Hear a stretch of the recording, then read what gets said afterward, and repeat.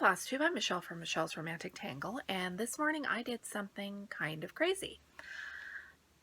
At the end of the year, everybody was talking about the new decade, and I didn't get excited about the decade thing, but as I was putting together my year-end totals for my annual blog post that I do, I realized I've been doing those photo collages for 10 years, and I could do a decade of finishes.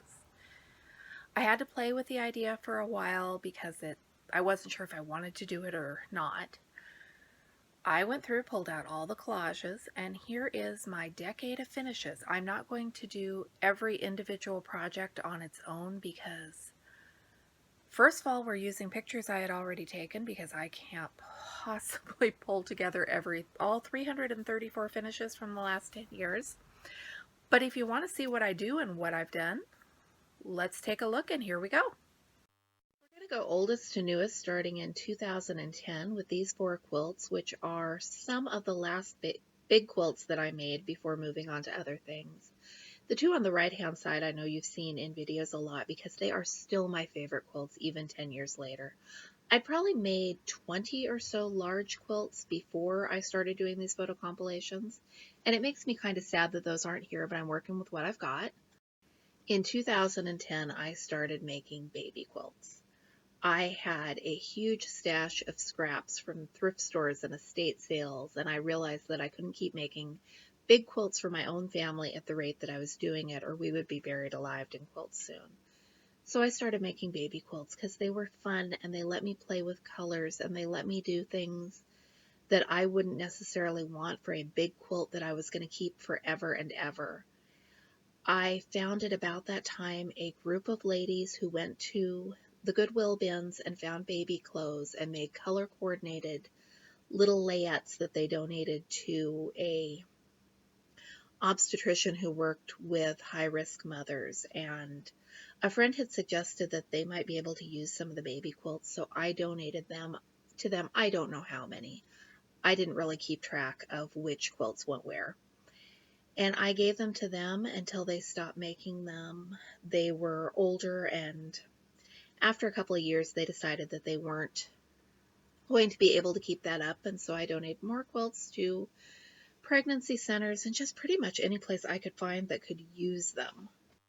I spent about 3 years doing nothing but baby quilts and had an absolute blast. Then in 2013, you can tell I started pulling out my knitting again and working on some different things. I did the Raven quilt and the typewriter Kindle case and knit a gargoyle and started knitting socks again, and really was just kind of getting my feet wet, seeing what I was going to do, because it couldn't be baby quilts all the time for the rest of my life.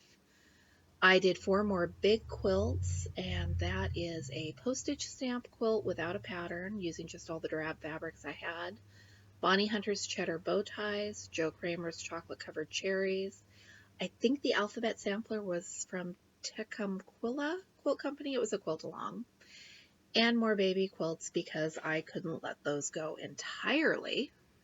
We're into 2014 here, and I was still just kind of tentatively starting to knit again.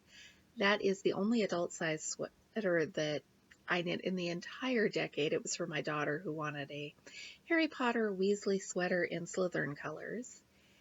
And the little tortoise mouse and the symbol monkey and the crocodile. It's reversible and he's either a crocodile or an egg. I also started knitting socks again and did some pretty simple ones. Stockinette socks are kind of my go-to thing to do when I'm stressed, and 2014 was my year of stress. Now we're on to 2015, and I really thought life was settling down, and I was trying to quilt. The nail polish quilt there in the corner, I got the top done. I still have not quilted that for my daughter, or the one in the lower right-hand corner, which is for my son. And the other 3 are still not quilted. These are the only quilts that I managed to finish that year. 2 baby quilts and a little tiny wall quilt. And this is where I started really struggling with the quilting and shifting from that to other things, because I was still knitting socks. Socks did not require any thought, and I could just pick them up and knit. And if I was doing stuff with the kids or watching TV with the family, I knit a lot of pairs of socks this decade. I enjoy knitting socks. I'm not sure how many one human being needs to own. After a while, I decided that maybe I could slow myself down a bit if I picked socks with more complex patterns. So I did some cables and some bobbles and some lace, and it really did help stretch my sock yarn supply a little bit further. This one in the upper left-hand corner, that is probably the last baby quilt I finished. I did 3 little wall quilts, including the one with the vintage embroidered appliances. This is when I was starting to do a lot of embroidery. I've got a ton of vintage quilt blocks that I embroidered for a quilt that I still have not finished. And going into the new year, it was more socks. I think this is the first year I tried Sock Madness, which is a annual event on Ravelry that challenges you to do harder socks. They're socks that are designed to torment you. And I also decided I was finally going to conquer my fear of zippers. So I made a few bags and I learned how to do zippers. There's some tutorials over at iCat Bag. I highly recommend her stuff. And I also really did try to do some quilting. None of these quilts are finished, but the one in the lower right-hand corner, that one was finished and donated to a group that we quilt with now. But the others aren't finished. I will finish them someday. On to 2017, I had figured out the zippers and lost my fear of them. I had bought my first vinyl and was starting to think about making project bags. And you can tell the one in the upper right-hand corner, I had figured out that if I piece it out of lots and lots of itty-bitty pieces, that would slow me down some too.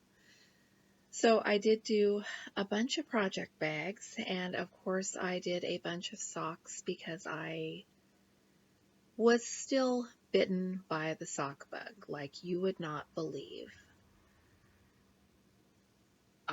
I'm not even going to keep trying to explain the socks because it just makes no sense. 2017 was also the year I started cross-stitching again. The Little Cat and the Pumpkin was a 99-cent kit that I picked up at the thrift store. And after I finished it, I did the lighthouse and the country scene.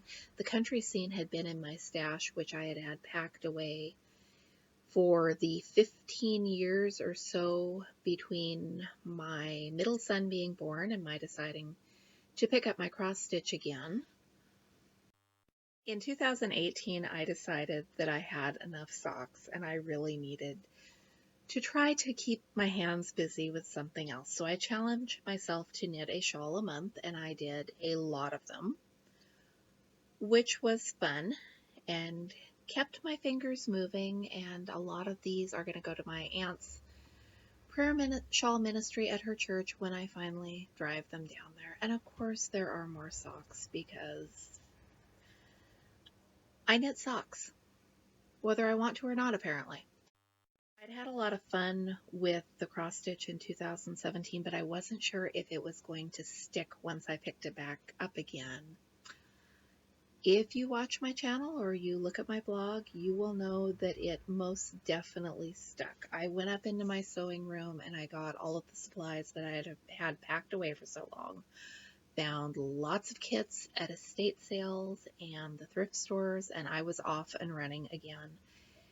There were also 3 little quilts that I did and donated to our quilting group. I'm not happy with those.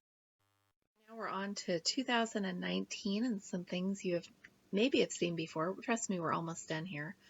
I did some bags. I discovered that I have a new passion for finding old vintage tea towels and making those into bags. I did knit 5 pairs of socks, which if you will compare that to previous years when I knit 27 pairs of socks, I think that the sock bug may finally be loosening its bite.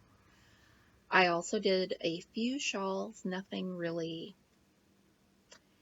extravagant or exciting. I was knitting a lot less this year, I think, because what I was doing and what I had become totally obsessed with was the cross stitch. 2019 is the first year that I did Stitch Mania, which I absolutely loved. It was the first year that I really got into the Riolis kits, again, which I absolutely love. I was just hooked on stitching last year, and because they take longer, it meant that I finished fewer total projects, but I'm not complaining. So that's it, guys. 334 finishes over the past decade, not counting all of the UFOs and the whips and whatever I wasn't organized enough to have on this list, because I'm sure it's not complete. If you're curious about the totals, and I absolutely know that I was, that's why I did this in the first place, that is 111 pairs of hand knit adult socks, 24 shawls, 114 baby quilts, 14 large quilts, 10 little wall quilts like the Raven and including the Raven, 34 bags of various shapes and sizes, and 27 cross stitch finishes. I wish I had kept better records going farther back, because I would love to know how many baby sweaters I did when my babies were small and how many quilts I did before that decade. I know there are probably at least 20 large quilts from before this compilation, and socks and shawls and just call all kinds of other things. Let me know, do you try to keep accurate records of what you have made? It didn't even occur to me until I'd been knitting and quilting for years, and now I would just love to know the tallies. Let me know if you keep track. Let me know if you watch this to the end. Keep in mind, I'm a stay-at-home mom and my husband works nights, so I started cross-stitching and knitting and quilting to fill the hours when I was up and unable to sleep and worried about things that went bump in the night, and while the kiddos were napping. I have less time these days than I do then, and my productivity ebbs and wanes. Is that the phrase I want? I am definitely not consistent, and it has been interesting to look back and see how things have changed over the past decade. Thanks so much for watching. I'm Michelle from Michelle's Romantic Tangle. I'll be back with more videos again soon, and who knows, maybe we'll get to do this again in another 10 years.